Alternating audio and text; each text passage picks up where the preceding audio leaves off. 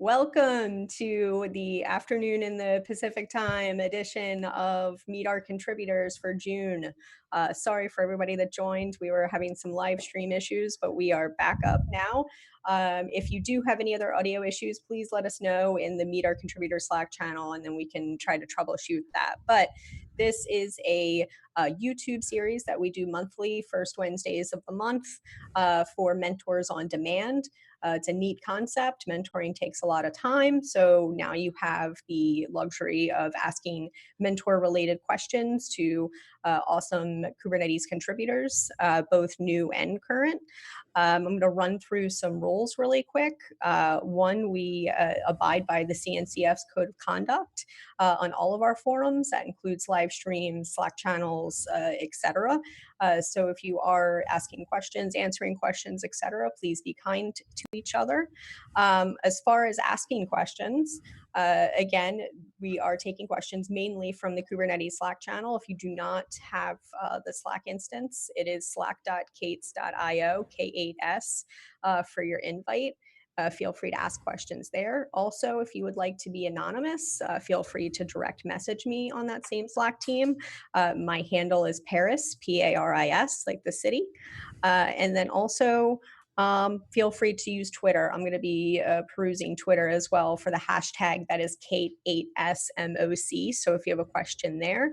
All right, and then let's get into quick introductions. I also realized I didn't introduce myself the second time after the hiccup there.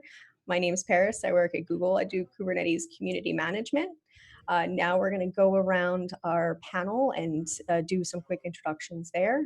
Eric, you're first on my screen. Why don't you go first for the second time? Yep. Hi again, everybody, and happy if you can now hear me. I am Eric. I work at Google on Kubernetes. I'm involved in the SIG testing community and which does a lot of testing work as well as a lot of the automation for different repositories. And yeah, excited to answer any questions and see if I can help out.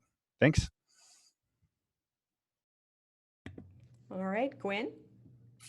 Hey, I'm Guinevere, or Gwen, and I work at Samsung, where we basically come up with open source and Kubernetes focused solutions for the cloud strategy for Samsung. As for me personally, I get to spend a lot of time exploring and learning and contributing in several different areas right now. I'm somehow being talked to very nicely about possibly joining the 112 release team. And so that's going to be really exciting. That's kind of going to be my next big thing. And I like owls. Nice. Yeah. I was going to ask your favorite color too while we were at it. So I like lots of colors, but owls are my favorite animal. Thanks, Gwen. Yeah. Lee, you're next. Hey folks, my name is Lee Kapili. Hopefully you can hear me correctly. Yeah. I participate a lot with the KubeADM development team in SIG cluster lifecycle. I got involved with Kubernetes last year with some initial contributions to the external DNS controller. It's great work by the Zalando team and other big contributors. I care a lot about mentorship and about like the first point of contact in community, because my walk in open source and in technology is largely been guided by the people that I've met and the relationships that I've established with folks that I admire. And so that's something that I'm always keeping in the back of my mind. And then, when I get lucky, I get to focus on that as well. And yeah, for KubeADM specific things and cluster management in general, that stuff's really hard and kind of interesting. So that's my area of specialty right now. And then I don't know if George is going to show his face, but he is currently running the live stream for us with YouTube. Oh, there he is. George does community management with FTO. He did that also in the last session, and it just kept cracking me up. Yes, George and I both do Kubernetes community management, and we're both very active in the contributor experience SIG. So if you need anything from mentorship to first-time contributions to how do I become a reviewer, contributor experience can help you with those things. Or hey, I'm having a terrible time with the actual GitHub workflow process, etc. So let's get right into some questions. I actually have a very similar question to what we had last session, and this is most likely going to be targeting Eric. And it's, do we have to run end-to-end tests for everything? So something, I mean, if right now we do, or at least we'll automatically run, end-to-end tests on when you create a PR, we'll run those for you. So I don't necessarily think that, depending on the scope of your change, that may be a good idea. But I realize, it's going to be harder for some people to maybe get a end-to-end cluster up and running to run that test. So I'm not sure if this is talking about, should I run the end-to-end tests before I create my PR, which would be maybe, or if it's, do we have to have all of the end-to-end tests run when I do create my PR? And that can obviously, end-to-end tests are going to be flakier and slower than the unit and integration tests. There is some, outstanding work to maybe get to where we could run a lot of the same end-to-end tests in a hermetic environment on something like maybe Minikube or Docker and Docker. One of those types of solutions, I would be very interested in getting that working and potentially reducing the amount of testing we do on places like GCP or other cloud providers, because that's slow and expensive. I'd really like to give contributors a way to run the same end-to-end tests that the pre-submits will run on their local machine. But yeah, maybe head over to SIG testing. If Ben the Elder is involved a little bit in that. So maybe reach out to SIG testing and Ben if you're interested in helping out with that. Yeah, another interesting addendum to kind of what Eric was talking about with perhaps getting a Docker and Docker environment going is that SIG cluster lifecycle recently adopted the Mirantis kubeadm Docker and Docker repository, and we did so largely in mind with improving developer experience, and then also taking some ownership of that repo and getting it to a point where it would be suitable for running end-to-end tests in an automated environment. So we're excited about that. It's a very new development. It's a really cool project. That's an awesome intro for our next topic. The member wants to know that they've currently been doing some PRs, they have their membership, and they participate in a few SIGs. Are there any SIGs right now that are looking for folks to become reviewers or even escalate to approvers in any way, or any projects that are coming up that are really hot that need new contributors?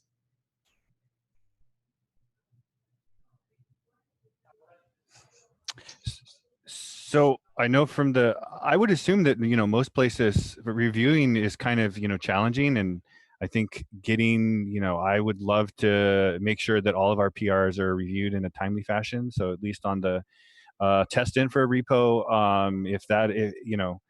I think reviews are always looked at favorably. So if you want to drop in and, start reviewing, I would just, encourage you to find something that either looks interesting or looks comprehensible to you and provide a review on that. There are commands. If you look if you go into the Kubernetes test infra, I think there's like a commands.md link that shows different commands. You could potentially, assign yourself to let people know that hey, I plan to review this, or hey, I plan to work on this issue. I think, especially if, no one else is doing it, I think I would encourage people to feel empowered to make those, to take the initiative there. And if you want to do it in the SIG testing test infra areas, super great and awesome. So I could add a little bit to that. In my experience as a relative newcomer, um, most SIGs will very much appreciate any help in managing their task list. So, like what Eric said, you are always free to review on anything you like, and the way that I would go about that is in one of the areas where I have worked really hard at contributing to the code or to the documentation. Now I have a certain kind of base knowledge. Now I'm ready to review similar pull requests because I already have some background knowledge. And I don't have to be an official reviewer to do that. In one of the cases, I actually found myself in the owner's file one day, and I'm not sure who did that, but I have definitely also seen pull requests that literally just change the owner's file with the, hey, I should be a reviewer on this. And I don't actually know what happened to it because it wasn't me, but it is always okay to just, once you've contributed for a while, to say, hey, maybe I should be a reviewer. What do you think? And submit a pull request to make it official. Yeah, I think a good way to go on this as well is something I've learned in contributing to such a large project is that the quality of code is incredibly important. I believe that it was Tim Hawkin that says that we're kind of like defenders of the code base when you are doing a code review. And what I've also learned is that often one review or one reviewer over several cycles of review is not sufficient to produce a pull request that is technically correct or produces a good user experience or developer experience, a pull request that is bug free. So in the process of kind of building your reviewership tenure, it's absolutely acceptable. And I would say most SIGs and most contributors would encourage like 2 or 3 reviews on a single PR. So definitely a place to go in, even if it's just nitpicks like, hey, maybe we could word this comment better, or this is a little bit difficult for me to understand. Could we refactor this if statement? That stuff is welcomed, and it increases the bandwidth of quality contributions when we are having lots of reviews on these PRs. Another thing I wanted to add, that was part of the question that said, what are kind of new hot topics right now? So I think good strategies are to show up at a SIG meeting, some area that interests you, and literally ask that question there. That's basically what I did, and I got actually. So I'm currently starting work on a project called Customize. It is not in the Kubernetes organization. It's in Kubernetes SIGs, but it is clearly Kubernetes related. And the older the project gets, the more and more related repositories will you find, related repositories and projects. I mean, Helm literally just split off and became their own thing. And this would not stop me from sending people over to Helm and trying to contribute, right? Just as an example. So that might also just be a really good area to be with a new project from the ground up. That is always a great place for new people to start because there isn't so much code base to learn and plow through.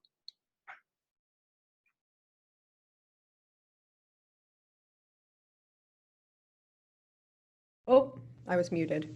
Good responses, y'all. Thank you. All right. Let's queue up the next question here. All right. So this individual says that they hear the word core a lot when they're referencing Kubernetes core. So what does that mean exactly? And then what's the definition of Kubernetes ecosystem and how do they differ?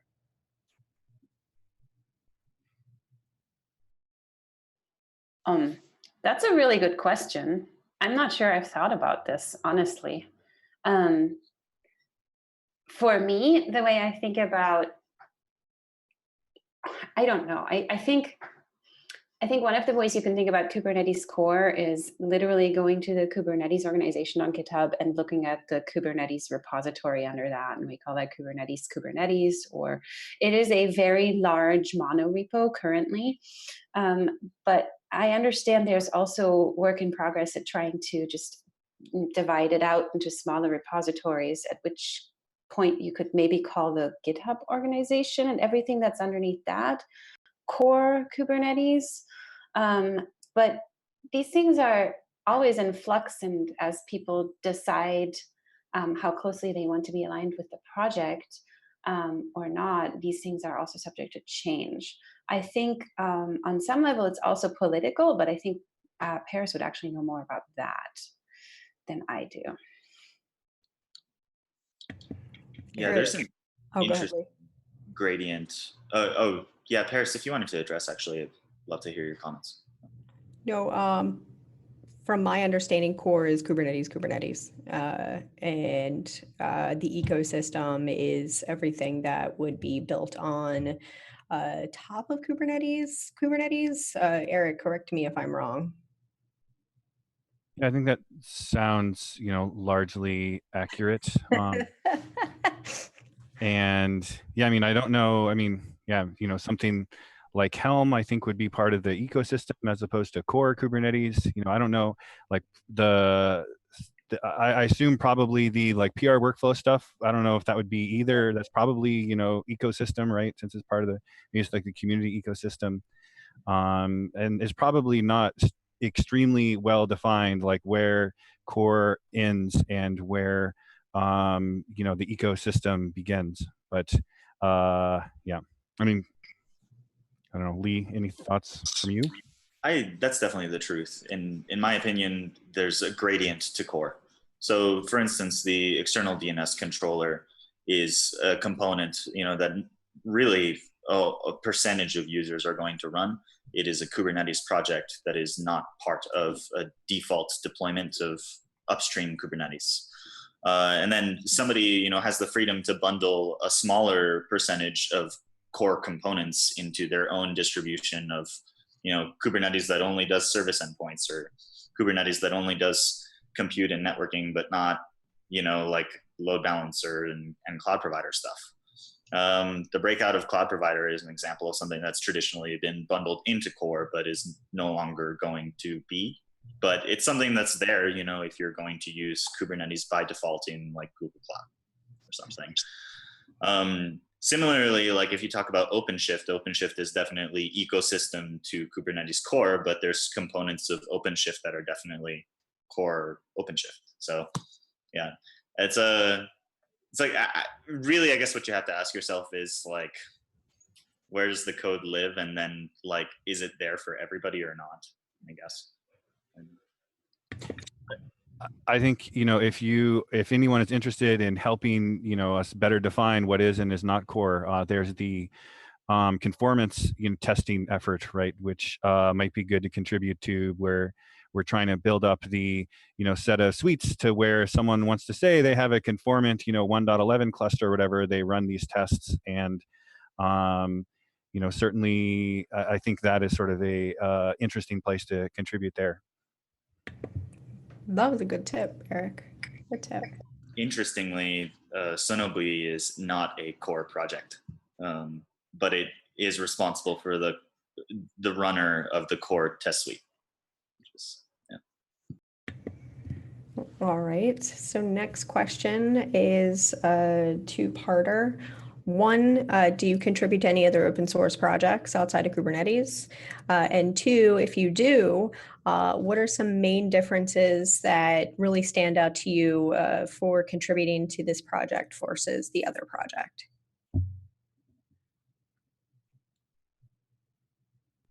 Lee or Eric? Yeah. Contribute to other stuff.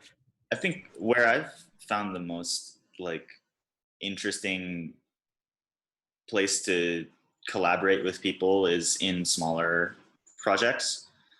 I have a repository that just is a webhook for integrating container builder with, like GitHub CI status notifications on your pull requests. And like when you build like a little community of users around that, and like the Google Cloud Slack channel, and like you get like other people PRing improvements and that kind of thing. It's just like this little thing that you guys like to use. Same thing, I had a really hard time trying to understand CoreOS's Matchbox, so I put up a Vagrant environment. And a month later, some folks came by and they needed it for the exact same thing that I was using it for. Uh, my environment was like only half functional, and these contributors came in and like were way more knowledgeable than me and like fixed a bunch of stuff, and then it worked. So I found those experiences to be relatively satisfying. I would say, on the open source side, the vast majority of my contributions have been, various parts of Kubernetes. I do think it's interesting since the sort of the diversity of when you go to a different organization, they're going to have a different dialect of like, oh, something that they really want here, maybe they don't want over there, or figuring out like exactly what do they expect for a pull request, or what are my expectations. So I think that's sort of an interesting part about jumping into a new community, is trying to figure out how to engage with that community. And I think that yeah, I don't know. And but yeah, it's definitely very, I think it's fun how if there is something that I want to change, or if there's something I don't understand, how I can go dive into that code, or, send a pull request to hopefully make it slightly better. And I think something that I've, been involved with is sort of trying to, there's sort of increasingly, there's a different areas of Google that are interested, other teams at Google are exploring open source. And so I am trying to sort of take what I like about this community and talk to those teams and, say, hey, maybe, we feel like this thing works well with Kubernetes. Maybe, you should think about this and maybe do this with your group as well. Well, Yeah. I'm curious now. What are the things you like about Kubernetes? What are some that you don't like, that you wouldn't take? That's a good question.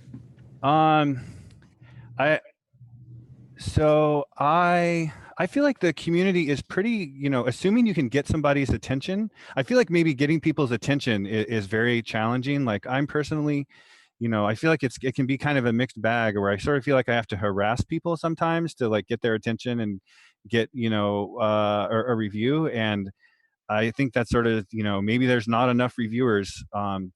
But so I feel like getting that, a PR can sort of, or issue can be stuck in limbo, and it can go from like having no attention to like lots of attention. And usually that can, I feel like too often that will require me to like manually, you know, nudge people. And I wish I still think that's something we could figure out, is, how to have SLOs around like, hey, when I create a pull request, what should my expectations be, and figure out ways to help the community and meet those criteria. But I do think that a really great thing about the community is, and I've heard this, from other people, is that maybe other communities can kind of be everything can be like overly bike shedding. But I feel like generally once people start collaborating in this, community, we can get to, we can make forward progress and come to a decision, and everybody's pretty reasonable, which I think is nice. Yeah, and Yeah. yeah, so something I miss inside about Google, that I'm personally passionate about, is I feel like it's very easy inside of Google, since it's more like a monoculture inside of the company. It's easier for me to run around to different areas of the company and send contributions there, and have a similar expectation. Like I'd love if, we could, if this and that community, all had similar expectations around who can LGTM, or, whatever. But I mean, that's sort of that's not really realistic, right? Because the external world is going to have more diversity of opinions and rules and whatever. Yeah, it's interesting that you should say that, because I'm fairly so I came to programming late in life. This is it's not just that Kubernetes is new to me. Like being a programmer is also a new thing for me still, and it's been exciting and fun. And it's been really great that my first open source community got to be the Kubernetes community, because now I go and contribute to other open source projects. And I mean, mostly in terms of documentation, I really believe in documentation as mentoring almost. Just because often I run into things that don't make sense to me, and they hiccup for me because I am not quite experienced enough to figure out what they may have meant rather than what the documentation actually says. So I just walk up to other open source projects and I almost expect everyone to act like they were in the Kubernetes project, and I behave that way. And so far, I haven't really had much trouble. So far, it's been serving me really well. I said, hey, I wanted to fix this. You just start talking to people, explain why you're doing this. And if you use common sense and courtesy, so far, I haven't really run into any bad problems. If you had one thing to say to all of Kubernetes contributors that are currently contributing, not necessarily new ones, what would that be? Maybe like a tip or a best practice?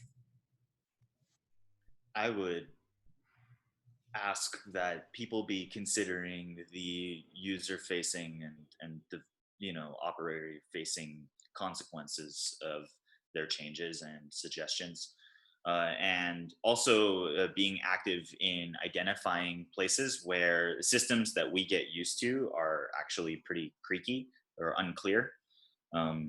This is uh, I very I mean there's a lot of unseen problems that we all learn to accept in the contribution workflow that are relatively painful. And there's a lot of work going on right now to try and improve that. And same thing with even just using Kubernetes, or like I mean I work on the installer. Right, installing Kubernetes is like not easy, and all the time we're getting reports from the field of like, oh, we tried to fix this one thing, or like we have a new feature in the API server and this flag is deprecated, or this is now needs to be formatted in this manner, and it just breaks everybody's or 30% of people's stuff, and we just don't know about it. um, so being more mindful of like the end-to-end effects of the changes that we're pushing through. I mean, like the project is changing a lot, but I think that we could have a more concerted effort in this area. Gwyn, Eric, I think, do you need to run too, by the way? No, I think I can stay the whole time. Okay, cool. And Cole just joined us. Cole, hey out there. Hello. Hey, do you want to give a quick intro of yourself? Sure. I'm on Eric's team. My name is Cole. I work on GKE Entrapod, and I mainly work on the open source testing that we do, so Prow specifically. Oh, good. I have a prow question. Yay. Hey. Guys, no, I got a DM a couple of days ago, and it pretty much was, what the heck is prow and why do we need it? So do you want to take the lead on that one? Sure. Yep. So Prow is primarily a testing system. It kind of does a bunch of things, but its most important thing that it does is test PRs from GitHub. It can also run periodic jobs, so things that are triggered on a schedule, and it can also run jobs that are based on merges to the branches. So we can run three types of jobs: ones that are testing your PRs, ones that are testing merges, and then ones that are run on a schedule. And we run those all as pods on a Kubernetes cluster. And so that's the first thing that it does. The other really important thing that it does is providing GitHub automation. So all the bot automation that you see is provided by Prow, and then a few Mundras and Munch GitHub. And that implements all the slash commands that you see as well.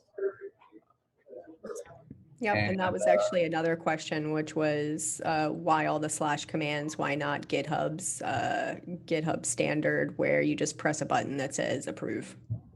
Yeah, the reason that we have the slash commands for so many things is mainly because of a lack of granular permissions in GitHub. You basically have to give people write access to the entire repo if you want them to be able to control things like labels.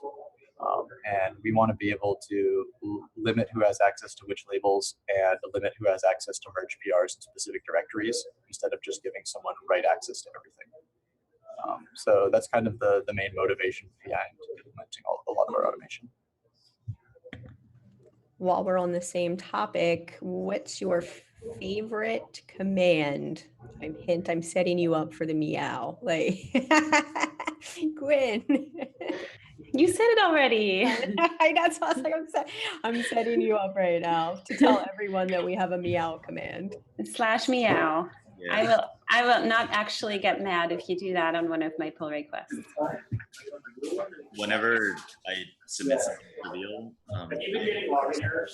that there's like. Cole, can you mute really quick? Sorry. Sorry, Lee.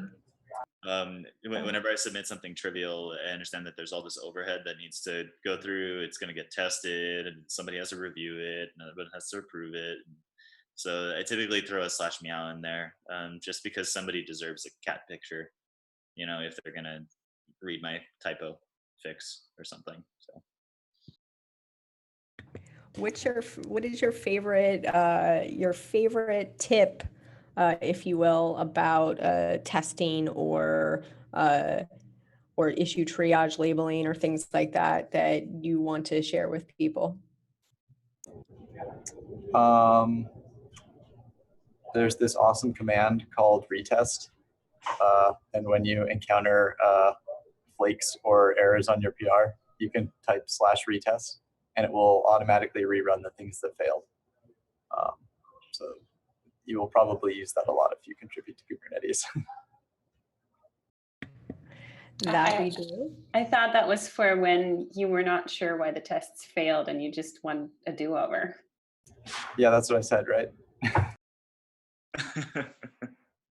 So I think another one that's interesting is the PR dashboard, which I find helpful for, figuring out whether if I have a bunch of PRs assigned to me that I need to review or that I've sent to other people and I'm waiting for review. That one helps tell me if which ones I need to respond to and which ones I need to, wait for somebody else to respond to.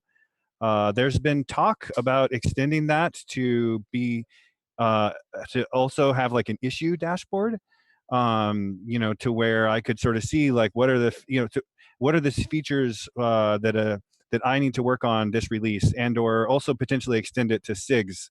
So like, what is SIG node planning, or what, things do they have that maybe I could jump in on? That work has been thought about, but we don't have anybody, staffed to work on it right now. So hint, new contributors, hint. Yeah, so that'd be a great area to participate, help us out on if that interests you. And what's the web address on the PR dashboard, Eric? So it's kates-gubernator.appspot.com. If you go to I think it's on the test infra page. So if you just go to GitHub/Kubernetes/test infra in the sort of README doc there, where we list a bunch of our tools, that should be one of them that it lists. But so, yeah. It's also really helpful that when things enter the merge queue, the CI robot pastes links to your queue position in the PR dashboard.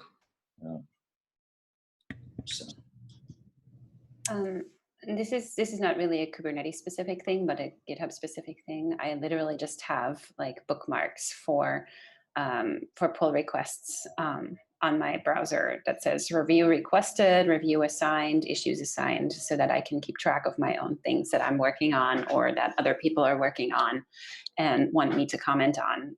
And I check those periodically. You bookmark those, Gwen? Yeah. How does, in a folder? Yeah. I just add them to my bookmarks bar. So, and then every time I click on it, it refreshes. And it's a bit manual, but it's really specific for me. And then I can just see, oh, no one wants anything from me right now. Yay. That never happens. So Paris, I think a few minutes ago you were asking like, what is a recommendation you'd give to contributors? Another thing is, I would like, right now we have a lot of automation around auto assigning people. which, maybe isn't the greatest because it's sort of, it's not that. So one recommendation would be if you're not working on something, or if you're assigned a review that doesn't make sense to you to or you don't have time to work on it, to unassign yourself. There's commands for unassign or uncc, so that, to let that person know that hey, I'm not actually going to get around to your issue, or hey, I'm not actually going to work on this in the near future. And then I would also, an important thing I think is sort of the whole campsite rule of, leaving the place slightly better than how you found it. I think we could, if there's a lot of, I feel like our owners files, aren't, I feel like we kind of did some hacky automation to What's an owners files for those listening? Oh yeah, so if you look in the main, if you look in GitHub Kubernetes/Kubernetes, there's going to be a /owners file there, and then if you go into a bunch of other subdirectories, there'll be a owners file there, and it'll list the approvers and the reviewers. So if you want to add yourself as a reviewer, you would sort of just edit the YAML file and add your GitHub name there, and that'll tell our automation to potentially assign PRs that change those files to you to look at. But there, it's, I would like to see more empowerment on the community of I'm interested in this area, so I'm going to fix up this owner's file to add myself or remove myself if I was added incorrectly. Because I feel like there's a lot of, kind of just, well, our automation isn't super intelligent. And so to try and figure out scenarios where it's doing the wrong thing and see if there's something quick you could do to make the world slightly better by fixing an owner's file or correcting the auto assignment. It also helps if you, for that, if you collaborate with somebody in the community that then my default is often to just assign that person to the pull request, just not let the bot do it. Because if I've been working really closely with Eric on something and then randomly the bot decides to assign Cole to it, that's just not going to be great for anybody, right? Because it's just better. It's just better when you feel free to just use those commands and actually assign a person if you do know someone whom it would interest. Something else to note is that the bot actually requests reviews from people, which is a little bit less strong of an action as assigning. So if you explicitly assign someone, that will tend to draw their attention more than requesting the review.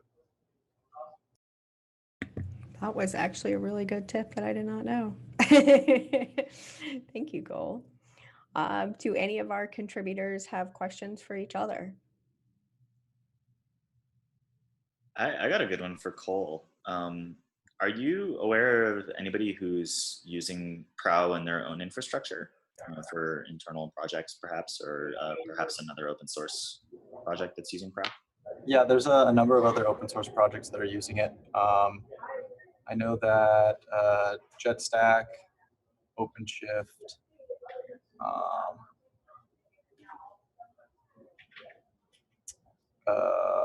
let's see.